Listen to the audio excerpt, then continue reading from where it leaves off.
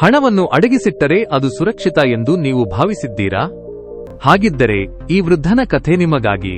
ಇದು ಕೇವಲ ಹಣದ ಕಥೆಯಲ್ಲ, ಬದುಕನ್ನು ಬದಲಿಸುವ ಬೆಳವಣಿಗೆಯ ಪಾಠ. ಒಂದು ಸಣ್ಣ ಹಳ್ಳಿಯಲ್ಲಿ ಒಬ್ಬ ಅಜ್ಜ ಇದ್ದನು. ಇಡೀ ಊರಿನವರು ಆತನನ್ನು ಸೋಮಾರಿ ಎಂದೇ ಕರೆಯುತ್ತಿದ್ದರು. ದಿನವಿಡೀ ಒಂದು ದೊಡ್ಡ ಮರದ ಕೆಳಗೆ ಕುಳಿತು ದೂರದ ಹೊಲವನ್ನು ನೋಡುತ್ತಾ ತಾನು ಮಾಡಬೇಕೆಂದಿರುವ ದೊಡ್ಡ ಯೋಜನೆಗಳ ಬಗ್ಗೆ ಮಾತನಾಡುತ್ತಿದ್ದನು.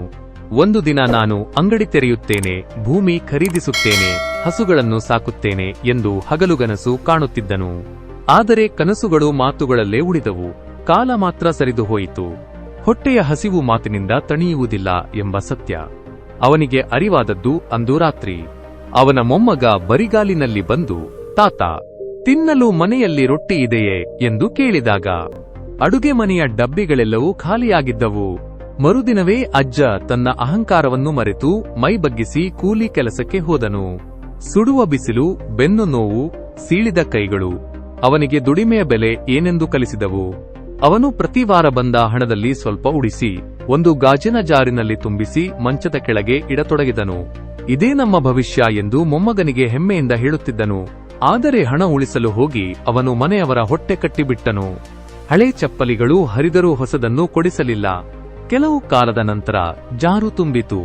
ಸಂತೋಷದಿಂದ ಮಾರುಕಟ್ಟೆಗೆ ಹೋದ ಅಜ್ಜನಿಗೆ ಅಲ್ಲಿ ದೊಡ್ಡ ಆಘಾತ ಕಾದಿತ್ತು. ಬೆಲೆ ಏರಿಕೆಯ ಕಾರಣದಿಂದ ತಾನು ಅಷ್ಟು ವರ್ಷ ಕಷ್ಟಪಟ್ಟು ಉಳಿಸಿದ ಹಣಕ್ಕೆ ಈಗ ಬೆಲೆಯೇ ಇಲ್ಲದಂತಾಗಿತ್ತು. ಜಾರಿನಲ್ಲಿ ಹಣ ಹೆಚ್ಚಾಗಿದೆ ಹೊರತು ಅದರ ಶಕ್ತಿ ಕುಗ್ಗಿ ಹೋಗಿತ್ತು. ಸೋತು ಕುಳಿತಿದ್ದ ಅಜ್ಜ ಅಂದು ತನ್ನ ನೆರೆಹೊರೆಯವರನ್ನು ಗಮನಿಸಿದನು. ಯಾರೋ ಮೊಟ್ಟೆಗಳನ್ನು ಮಾರುತ್ತಿದ್ದರು, ಇನ್ಯಾರೋ ಹಾಲು ಮಾರುತ್ತಿದ್ದರು. ಅವರಿಗೆ ನಾಳೆಯ ಚಿಂತೆ ಇರಲಿಲ್ಲ. ಆಗ ಅಜ್ಜನಿಗೆ ಜ್ಞಾನೋದಯವಾಯಿತು. ಉಳಿದಿದ್ದ ಅಲ್ಪ ಹಣದಿಂದ ಅವನು ಕೆಲವು ಕೋಳಿಗಳನ್ನು ಖರೀದಿಸಿದನು. ಮೊದಮೊದಲು ಕೆಲವು ಮೊಟ್ಟೆಗಳು ಸಿಕ್ಕವು. ಅವುಗಳನ್ನು ಮಾರಿ ಅಕ್ಕಿ ತಂದನು. ಕೋಳಿಗಳ ಸಂಖ್ಯೆ ಹೆಚ್ಚಾಯಿತು. ಆದಾಯವೂ ಬೆಳೆಯಿತು. ಜಾರಿನಲ್ಲಿದ್ದ ಹಣ ಕೇವಲ ಒಂದು ವಸ್ತುವಾಗಿತ್ತು.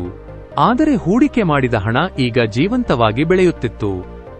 ಹಣವನ್ನು ಕೇವಲ ಕೂಡಿಡುವುದು ಜಾಣತನವಲ್ಲ, ಅದನ್ನು ಸರಿಯಾದ ರೀತಿಯಲ್ಲಿ ಹೂಡಿಕೆ ಮಾಡಿ ಬೆಳೆಸುವುದು ನಿಜವಾದ ಆರ್ಥಿಕ ಸ್ವಾತಂತ್ರ್ಯ.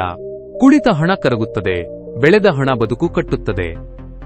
ಈ ಕಥೆ ನಿಮ್ಮ ಹೃದಯವನ್ನು ಮುಟ್ಟಿದ್ದರೆ ಈ ವಿಡಿಯೋವನ್ನು ಲೈಕ್ ಮಾಡಿ, ಶೇರ್ ಮಾಡಿ ಮತ್ತು ಇಂತಹ ಹೆಚ್ಚಿನ ಕಥೆಗಳನ್ನು ನೀವು ಬಯಸಿದ್ದರೆ ನಮ್ಮ ಚಾನೆಲ್ ಅನ್ನು ಸಬ್ಸ್ಕ್ರೈಬ್ ಮಾಡಿ. ಮತ್ತೊಂದು ಸ್ಫೂರ್ತಿದಾಯಕ ಕಥೆಯೊಂದಿಗೆ ನಾವು ನಿಮ್ಮನ್ನು ಮತ್ತೆ ಭೇಟಿಯಾಗುತ್ತೇವೆ. ಅಲ್ಲಿಯವರೆಗೆ ಸದಾ ಸಕಾರಾತ್ಮಕವಾಗಿರಿ ಮತ್ತು ಜಾಗರೂಕರಾಗಿರಿ.